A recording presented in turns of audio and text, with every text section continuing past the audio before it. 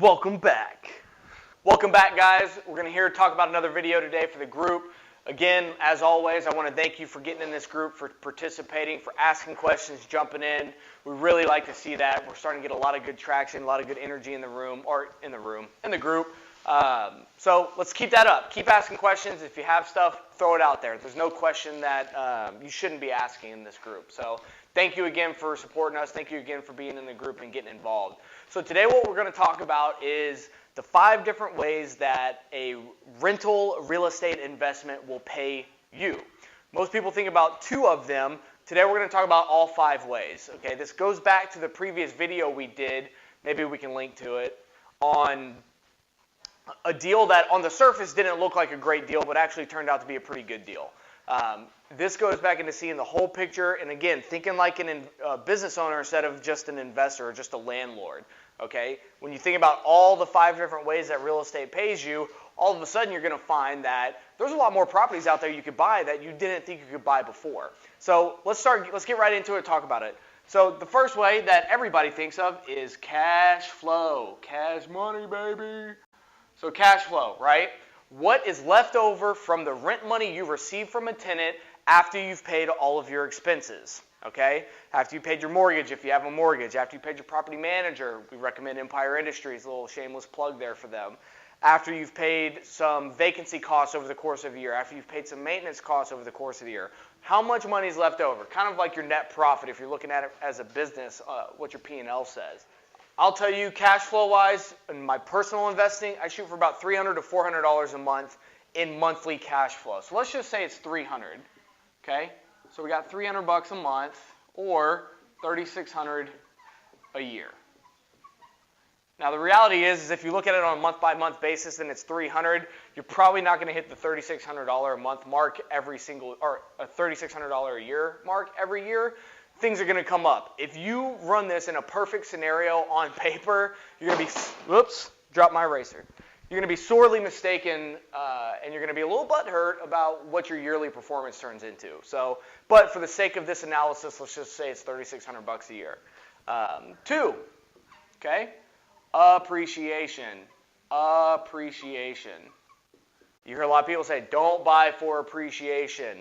While I don't think it's the greatest idea to buy one single property just for appreciation, there are times when it makes a whole lot of sense to buy for appreciation. We can talk a little bit about that too. So the history of time, if you go back any long period of time, 30, 40, 50 years, in Houston, the average rate of appreciation in every single neighborhood is about 3 to 5%. Some time periods it's up, some time periods it's down. Now listen, before you start picking that apart, yes, you can go back and pick out a 10-year period that depreciated. You can go back and pick a 10-year period where it was more than 3 to 5%. But as you extend that over time, that becomes normalized to about 3 to 5%. So let's just say it's 3% per year. Okay? A $100,000 house is $3,000 a year in appreciation. Now, is this cash in your pocket? Nope. It is not cash in your pocket. It's a balance sheet increase, not a profit and loss increase, okay? So your net worth is going to go up by 3%, but your cash isn't going to go up. Big difference, but also wealth building, okay? Number 3, on the flip side, depreciation, okay? People don't think about this, right? They look at the cash flow and that's it. Depreciation. So the beautiful thing about real estate being a hard asset, a tangible asset, not a paper asset, is while I'm getting to see this 3% gain in the market value of the property, I legally get to tell the tax man that this property is actually losing value. So the building, the hard assets, and everything that I've put capital expenditure into that property, I get to depreciate at a rate of 27.5 years. So I'm not a CPA. Talk to your CPA for the proper way to do this. But every year on my taxes for this asset, I get to say that it is worth less money, which saves me taxes. That is a direct dollar effect to my taxable income, okay? A $100,000 house, let's just say the building's worth about 70 grand. We could probably do the math. We'll plug the math in there. But it's more than likely it's going to run you about $1,500 a year on your tax return, okay? If I made a mistake, we'll correct it in the notes. Remind me to do that, Clarissa. So depreciation. So the property is gaining market share or market value by 3% a year, but I get to claim that it's worth less money every single year on my tax return. Okay. Number 4, taxable savings. Okay. So let's go back to this $3,600 a year in cash flow. That's income that I get to receive. That's cash I get to receive. Now, chances are if you're investing in real estate, depending on what your financial situation is, let's just assume for the majority of people watching this video, you got a job. Maybe you're making pretty decent money. Maybe you're in the top tier tax brackets, right? The above 50% tax brackets. So this $3,600 a year is not taxed at the same rate that your active income is. Let's say you're making $150,000 a year or $100,000 a year. You're probably in the top 2 or 3 tax brackets. This $3,600 in income that you're making every year is going to be taxed at a far lower rate, capping out, I believe, at 15%. Again, check with your CPA. A lower tax rate than what your ordinary income is taxed because it's passive income. So while I'm making $3,600 a year more, I'm not getting taxed. So every dollar that I make on that asset, I'm actually saving money in taxes on what I get to keep at the end of the year. Because you've heard the saying, it's not about what you make, it's about what you keep, right? So I'm all about not paying the government. I hope you are too. Chances are if you're in this group and you're watching this video, you're investing in real estate, you probably think the same way.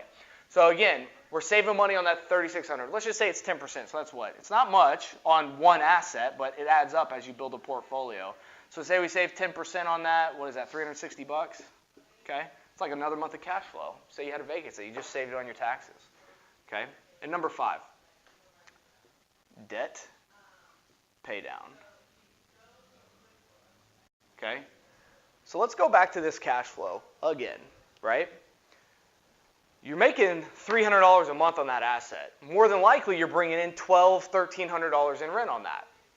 So where's all that other money going? Oh, it's going to that mortgage that you have on that property. Who is paying that mortgage down? Your tenant's paying that mortgage down. So every single month that somebody makes a payment for rent and you pay the mortgage, somebody else is reducing your debt.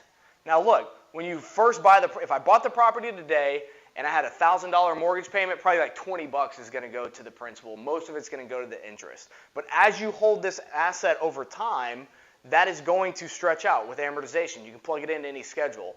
If you do it over the course of 10 years, it's probably going to average out on a loan like this to about another $1,500 a year over the course of 10 years. It's going to be very, very much backloaded on the 10 years as it is towards the front, meaning at the very beginning, not much principal pay down is going to happen. It's going to be mostly interest. But towards the end, a lot more principal is going to be paid down. But let's just say if you average it out over 10 years or so, it's going to be about another $1,500 a year, okay, in debt pay down. So what's all happening? This is one asset that we've bought. What all is happening during the course of time as we hold on to this? 1, we're making $3,600 a year. 2, this asset's gaining value. At the same time it's gaining value, my debt is getting paid down, so that gap is starting to spread in like this. Okay? I get to claim that every single year that asset is worth less money on my taxes, and the $3,600 a year in income that I'm making, I get taxed at a much lower rate than I do with my W-2, my ordinary income. So you got 5 different ways here. There's one other that I didn't mention that is worth noting here, and that is instant equity capture, okay? So really, we should probably change this video to the 6 ways that real estate makes you money. I like that. So let's put 6 up here and say equity capture. Okay, so what does that mean for those that aren't picking up on it just yet? Equity capture. You buy a house from Senna House Buyers. Typically, it looks something like this. Hey, guys, you're going to buy this house for 80 grand. You're going to put 20 grand into it for an all-in price of $100,000, and it's worth about $120,000, $130,000. Let's just say on the low side, $120,000. You instantly captured $20,000 in equity. So if we go back to walking through these scenarios, the cash flow doesn't change. Your appreciation, that 3% is on the market value. It's on the 120, not on the 100, which is what you paid for it. So you instantly captured $20,000. Equity capture, let's see, equity capture, appreciation, and debt pay down are all balance sheet type transactions. I'm getting into a little accounting speak here, but that means that they're going to increase your net worth, but they're not going to increase your income. Your cash flow, your depreciation in the form of tax savings, and taxable savings in the form of paying less taxes on your cash flow versus your ordinary income. These three things are going to be more of a cash in your pocket savings. You legitimately will pay dollars-wise less taxes. With depreciation, you will pay less taxes dollars-wise, and cash flow will be cash in your pocket. So those will actually affect your pocketbook at the end of the year.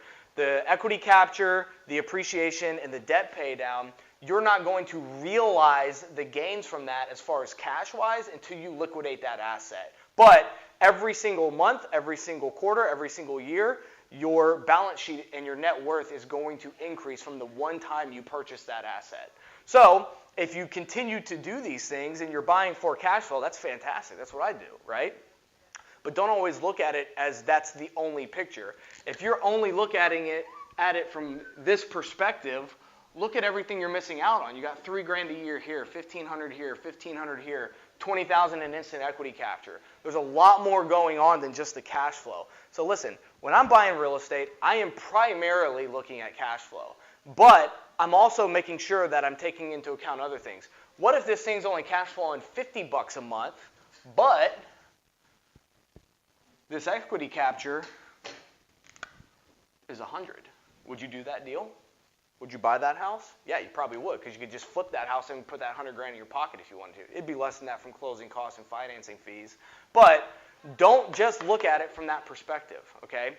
So when you're thinking of this as a whole, as a business owner, as opposed to just a landlord, then you can kind of start getting into some different techniques on portfolio structure. So there's some things where you can buy things that maybe have really high cash flow, and then as you build a portfolio, you can start buying things that maybe have even negative cash flow, but are in an area where your appreciation is like 10% a year. But since you're structuring your portfolio, maybe you buy 2 of these at $300 a month, and then you buy one that's negative $300. So you're still positive cash flow in your portfolio, but you're getting to play in that 10% appreciation area, which will pay dividends down the road. Okay? This goes back into, if you think about real estate as a get-rich-quick scheme, it's not going to work for you. You're going to fizzle out. You're going to fail. If you look at it as a wealth building and a long-term get-rich-for-sure thing, as Grant Cardone would say, then that's when you can start playing some really fun games with this stuff. Well, guys, I know we just threw a whole lot of information at you, threw a bunch of numbers at you. If you have any questions, please feel free to reach out to us. Best to comment on the post. We follow these pretty religiously, so we'll jump right back into the post, answer any questions you might have.